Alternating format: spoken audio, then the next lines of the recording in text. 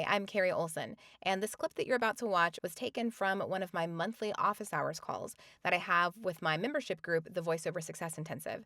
So if you're interested in being a part of these office hours calls and interacting with us live, be sure to join the Voiceover Success Intensive group. You'll be able to join in these calls live, and you'll also get access to about 100 hours worth of archived calls as well. You can find the link in the description, and enjoy the clip. So depending on who you, like what type of work you're wanting to do, you're going to be targeting the person who can hire you in whatever industry it is that you are trying to do. So if it's e-learning, it might be an instructional designer, it might be a designer, it might be a content specialist. So the research part comes with perhaps even going to either an individual's website, it could be an individual, it could be the company, and then looking to see who holds what positions. And then also looking to see at this particular company, how do they define what this position does? And try to find the person, a company that looks like, okay, they do the thing that I want to do. Who's the person that would oversee that? And you can do that a lot of times in LinkedIn by looking at job descriptions. And so LinkedIn is super great as a research tool. So I don't do a lot of messaging on LinkedIn, but I do a lot of searching. And so you can hone it down and say, I'm looking for, pick your job title. Let's say developer and maybe content developer. And I want to find anybody in this town with this job title. And then it can spit out all those results. And then you can use a plugin like one that I use that plugs in with LinkedIn. It's called getprospect.io. And it'll just throw all of those results into a spreadsheet for you. And you can go through and vet and see, okay, does this person do the thing that I need them to do in order to be able to hire me, basically. And so you get your qualified group of people that you do your outreach to, and then you craft your email and start from there.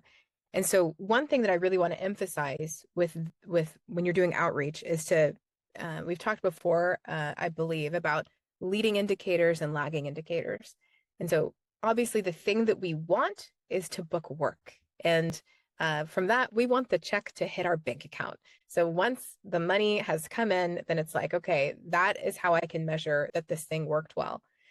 So those are lagging indicators, because that's how you can tell on the end that you've succeeded. But the leading indicators would be things like, how many outreaches have I done? And in order to know how many outreaches you've done, or in order to maximize that, you have to have researched a certain number of people and found. So there's things you have to do on the front end that will lead to, the lagging indicators. And so I think especially at the beginning, it's really important to focus on how many outreaches can I do, and not to measure your success on how much money have I made, because at the beginning, the money, it's going to come later. Because even like thinking of Sion's example of doing that outreach, and then it took how many months for that client to come back. And I've heard stories, there's probably the most extreme one I've heard. Someone did an outreach one time, just once, and there was no follow-up, no response from the potential client. 2 years later, that person reached out to the voice actor and didn't say, hey, can you audition this thing? They said, here's a job. Can you have this back to us in 48 hours? And paid them. So there's, we can't underestimate how much the investment of doing the outreach, doing the good work leads to those lagging indicators. So all of that said, there's definitely a science to figuring out who it is you want to reach out to. So a lot of that's going to be introspection. So Tatiana was filling out that worksheet on her ideal client. And there are other like branding worksheets and things like that that will help you figure out, what do you want to do? And then who are the ideal customers? What are the industries that would be the best fit for you? And then you think about, who are those people as individuals? What are their job titles? What is the work that they do? And then you can sort that out. Again, right now, my favorite tool is LinkedIn. There's another tool that I've been experimenting with called apollo.io. I know there are some other voice actors who are using that right now. And so that it's kind of an all-in-one. It'll do that research for you, spit out your potential clients, and also acts as a CRM and helps you with email writing and keeping track of your outreaches. So there are other tools like that to help, but it kind of starts with that legwork of what do I want to do? And then who are just asking those strategic questions, who are the people? And then remembering that it's an individual person that you're reaching out to. And so they have a name and you find them on LinkedIn and you want to try to have as, like Sion was saying, as personable of a interaction with them as possible. At least that's my strategy. That's what I do, and that's what I encourage others to do. That's what I've seen work really well.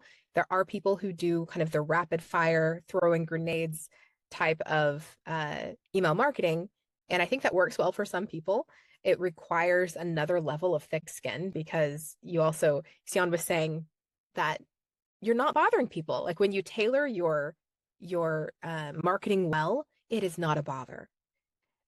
But when you're just sending it to everyone and their mom, then you're going to get some email responses that aren't going to be kind because because you haven't put in the thought to make sure that they need the thing that you're offering.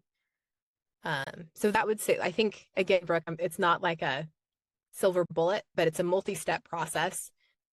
So yeah, as you're going through that, if you're whatever step you're on, we can help you work through that.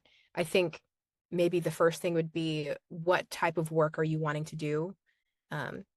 When you're auditioning, you don't have to think about that as much because you see what jobs come in and you audition for them. But if you are going to do outreach, you have to think first, who am I going to reach out to? Thanks for watching that clip. I hope it was helpful. And if you want to join the intensive, use the link in the description to join us, and hope to see you in the next office hours call.